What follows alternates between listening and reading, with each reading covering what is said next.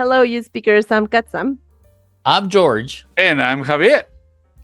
Hello, everyone, and welcome back to the Üspk English Podcast. I'm Katsa, your host, and today we're here to debunk one of the most common and misleading idea in language learning, the myth that you can learn English quickly and for free.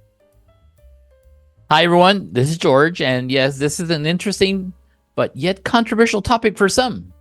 And I'm sure we've all come across the promise of master English in just a few weeks without spending a dime. That's right, George. Hi, everyone. And I'm Javier. Today, we're going to explore whether it's really possible to learn English this way, without spending a dime, and how realistic these promises are. Because, who doesn't love free stuff? And you know what they say, free stuff is like pizza. Even when it's bad, it's still pretty good. If it's something free, I want it. Yeah. Or like I always say, free stuff is like my favorite price, which is also, by the way, the only price I can afford. Right. Yeah. Okay. All right. Very well. So let's get started. To start, let's talk about what exactly this myth is. Why is the idea of learning English quickly and for free so appealing? Well, we live in an era of quick fixes, don't we? People want instant results without having to invest much time or money. Right. It's understandable, but when it comes to learning a language, the reality is very different. Yeah, instant gratification, George. And learning a language is a complex process that requires time and dedication. What does the data say? According to UNESCO and EF studies, it takes an average of 600 to 750 hours of study to reach an intermediate level of English. This, of course, if immersion goes 24/7, at least 30 days, no breaks, no meals, no friends, no family, which means no life. Oh, that's hard. That's really hard. No sleep at all either. English. You'd be sick of it. Okay. That's an important point, Javier. And now let's dive a bit deeper into some of the promises we often encounter. Let's start with free apps. George, what can you tell us about them? Yeah, free apps, they're not bad. Free apps like Duolingo are top rated and certainly can be useful. But like any tool, they have their limitations. For example, Duolingo, which is a really good app, can help you acquire basic vocabulary and improve certain skills, mostly reading, vocabulary, but it can't replace full immersion of regular conversational practice, which is what everybody's looking for, to be able to speak a language.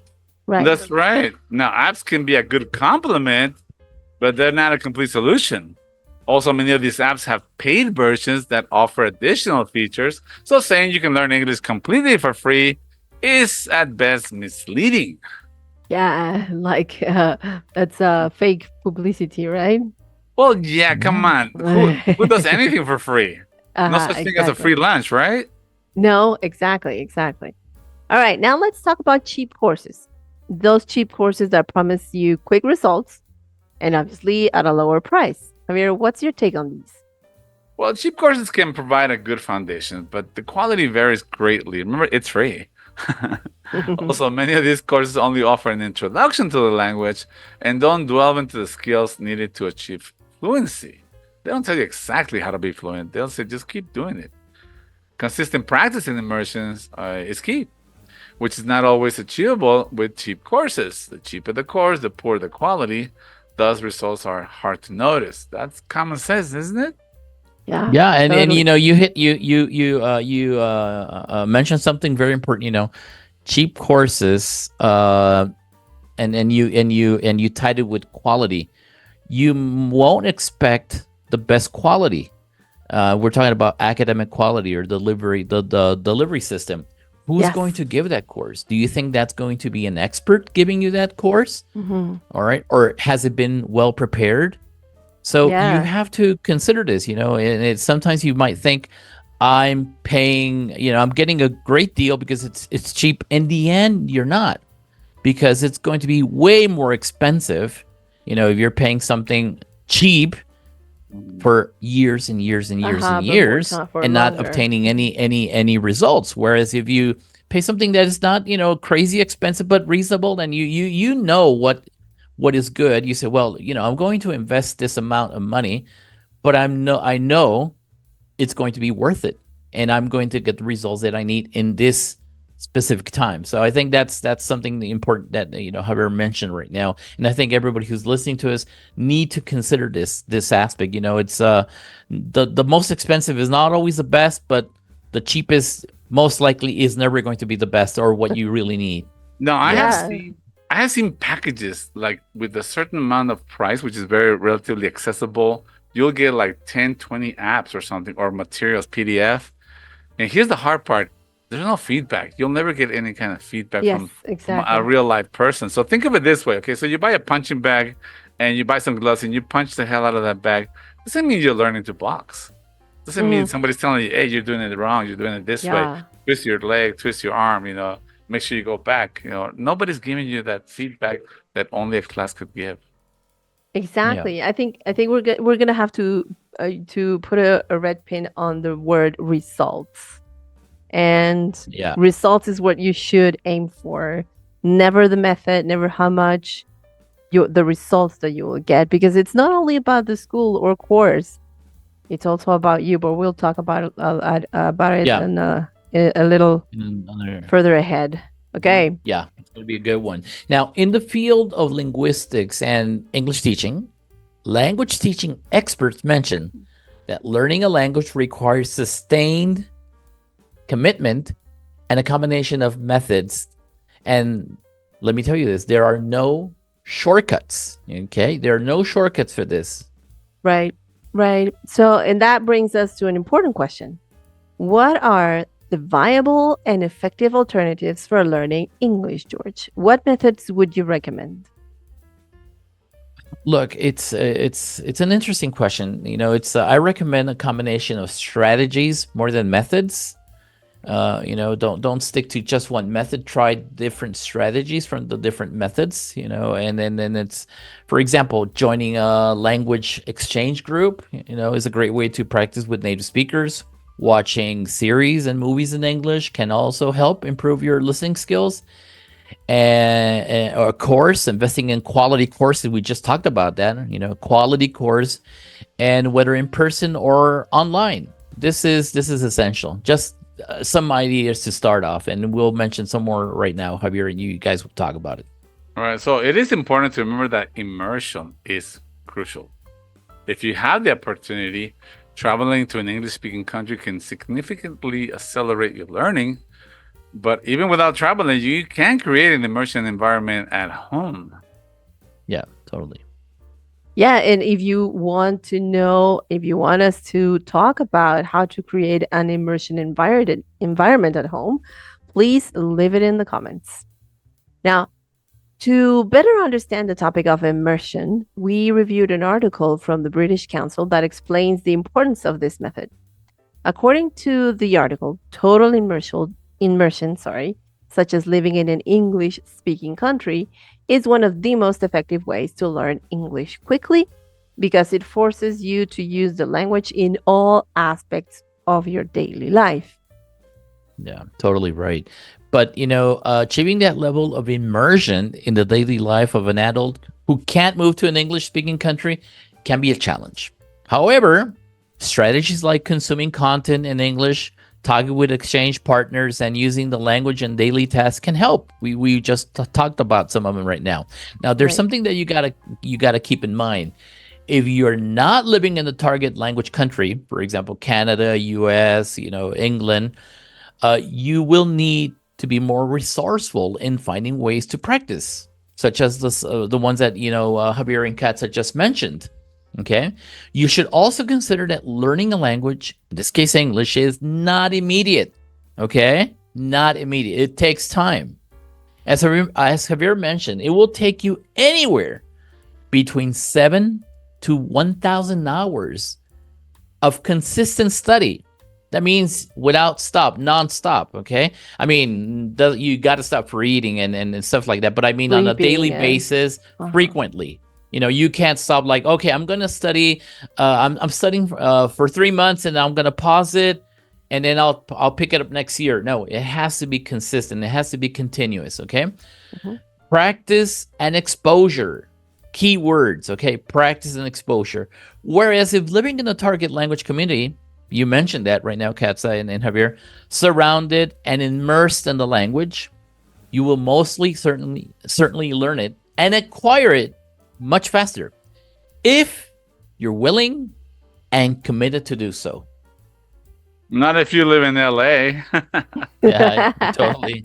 Essay, what's the matter with you? Yeah, not necessarily. I think that's I would like to talk about commitment and willingness to do it in my personal experience, and I'm not going to try to set an example of myself, but that's what I wanted to do. I wanted to achieve this level of proficiency, and I was taking the advantage of that opportunity of being totally immersed. And yes, of course, I could have gone to get a burger and then order my burger in Spanish, because everyone in LA speaks Spanish, right? At least, the basic words.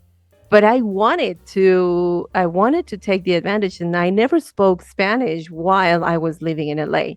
I was like, my major goal was, no, I will not speak Spanish. Mm-hmm. It was a willingness to stop. And the same thing Yeah. I do with the content I consume. I never watch YouTube videos in Spanish, or I hardly ever listen to music in Spanish, whether I like it or not. There are so many bands I enjoy listening to, bands that sing in Spanish, and I really like them, but my input is completely like 90% in English, and that's the willingness I give to get where to I want to be. Yeah. Exactly. Yeah. Now, the realistic comparison is that while it is not easy to achieve total immersion without moving to another country, you can create immersion environments at home with enough dedication and creativity. I mean, you can set your phone to English, Mhm. the dials, or your computer, Yeah. or something Yeah. else. There are Yes. many things you can do. Yes, there are so many things. I would like Yeah, to have I've that heard podcast. students- I think I would like to record that podcast. to Well, give with you my guys So, children, we just made it a rule that in the house we were going to try to speak English all the time. Mhm. Maybe not outside on the street because it's awkward, and even sometimes, we might, but at Mhm. least in the house, we'll try to make it like a rule, kind of a game. Right. Some Okay. of the companies that we've taught at, or I don't know if you remember, guys, but at least I've some people have shared this with me, with students, that they have an English Day policy, that Yeah. in their office, and I'm thinking this was pre-COVID, right? In their office, they had that rule that everybody in that office had to speak English, and if somebody said a word in Spanish, because they Yeah. were living in Mexico, they were they had to pay a fine. I don't know how much it was. It was some amount of money, but that motivated them to make it type of a situation of a full immersion situation. So as Javier and Katza mentioned, there are many ways.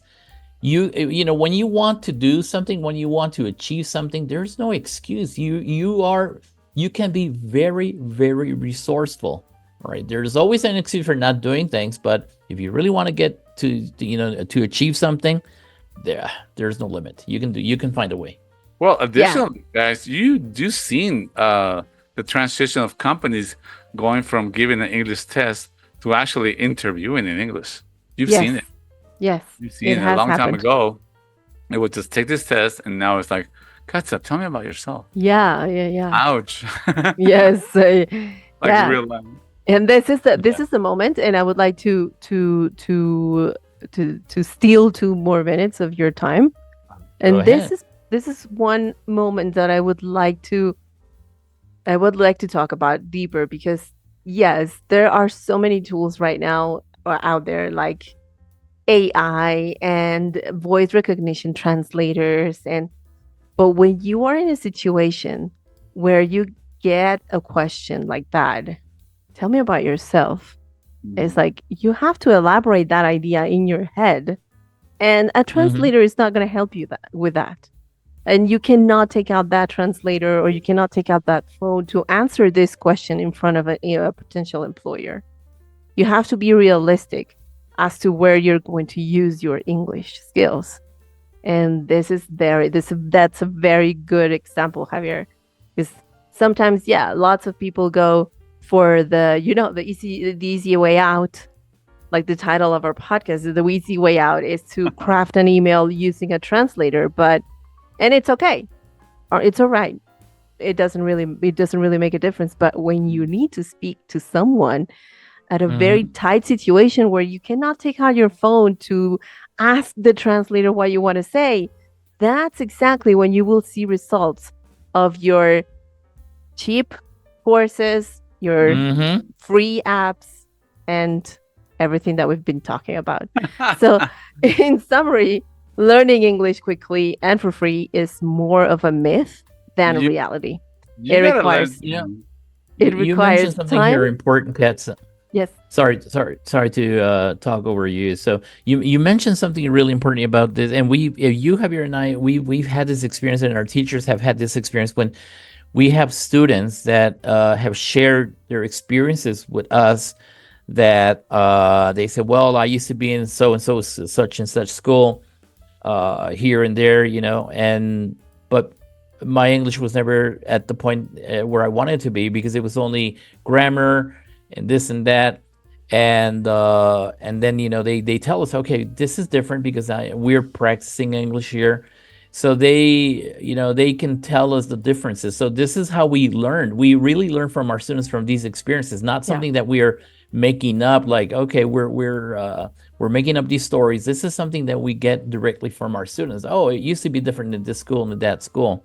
Right. Okay, so I think this is something valuable for all of you who are listening to this. It's not, we try to be a really good school, okay, and that's the kind of schools you have to look for. People who are really committed, teachers who are really passionate about helping you learn a language. Some teachers that are, real teachers, not only English speakers. So when you're looking for these cheap courses, you're not going to get that. I can guarantee you that. I can guarantee you that because I know you're like, oh, I just want to spend so and so much money. Or I'm willing. Somebody told me, well, I do have the money, but I'm only willing to pay this. It's not that I can't. I'm only willing to pay this. Well, then you have to be prepared to get what you're going to pay for. You get what you pay for. Yes, exactly. No, exactly. They might do volume. I'll tell you that. You might have a good teacher that, he'll charge you cheaper. But I have heard of companies. I don't want to say the name. One of them was one of my students that had the same issue. But she said we had 100 people online. Oh my goodness. 100 people. No. Yeah. One of those schools where you study something on the side, and then when you're ready, you can join a class. Oh, like flipped classroom? You know what I mean, like that, right? Yeah, so it's like it's not like a set classroom. You can join the class whenever you want. Yeah. But there's no control of that. So you might have 20 people one day, 30 people another. So one time she was in a classroom where you're 100 people. I mean, really? I mean, if I get 100 people, then I charge them $2 a piece. That's not a lot, but I'm gonna get my money's worth. Me as a teacher, yeah. I am not gonna deliver a good product. I mean, exactly. That's unbelievable. So, in summary, yeah, Katza, go ahead. I'll let you talk right now. So we're never gonna stop. We have so much to talk about. Better talk. we do. But to wrap it up, learning English quickly and for free is more than a myth than reality. That's for sure. It requires time, effort, and in many cases, investment in the right resources. The promises of quick and free solutions can be tempting, but the reality is that learning a language is a journey that requires patience and dedication. We want to invite our listeners to share their experiences.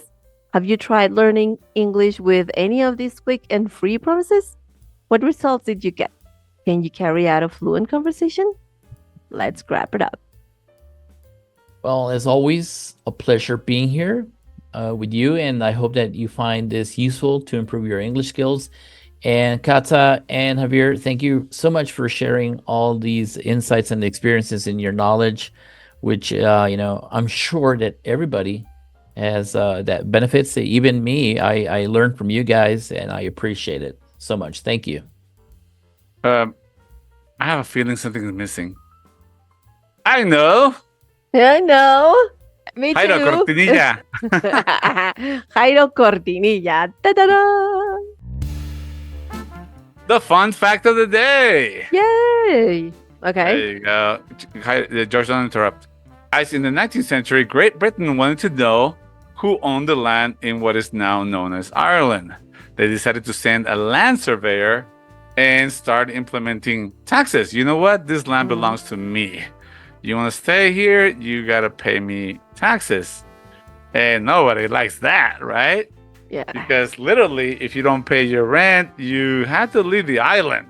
Oh, okay. So the locals decided to find a way to retaliate. They're not happy about it. They decided that they weren't going to talk to this land surveyor guy, and they were going to avoid making any contact with him, nor sell him goods or services. This actually worked. The guy was miserable. So the Irish thought of what they would call this cold shoulder action. They thought, why don't we call it by the name of the same land surveyor that we ostracized? So they did. The guy's name was Charles Boycott. No. Oh, Yeah. now I know Boycotted. the origin of the word boycott. Him. Wow, that's amazing. That's a great. So fun crazy, fact. man. Yeah. Wow.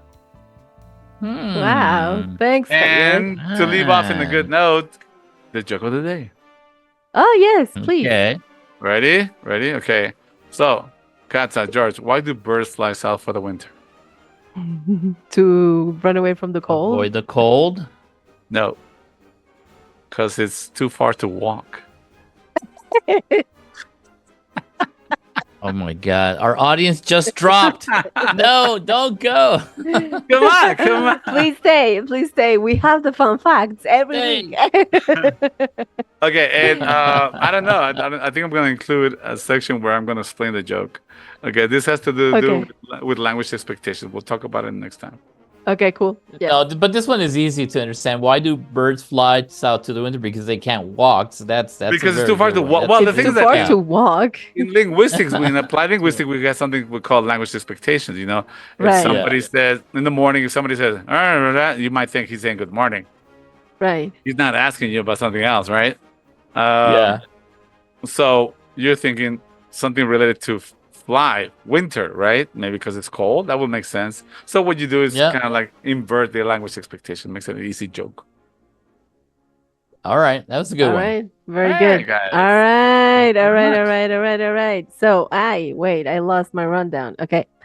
Okay, this is it for today. Thank you for tuning in, and remember to subscribe and share. You want to get in touch? Check out our YouTube channel where you can comment on our videos, or if you're already here, please comment on our videos. And find us on social media. We're everywhere except for X and Threads as at USPK English, the one with the yellow logo. For more information about us, please visit our website. And remember, Perfect practice. Makes perfect. all right, until next time, bye-bye. See you then. All right.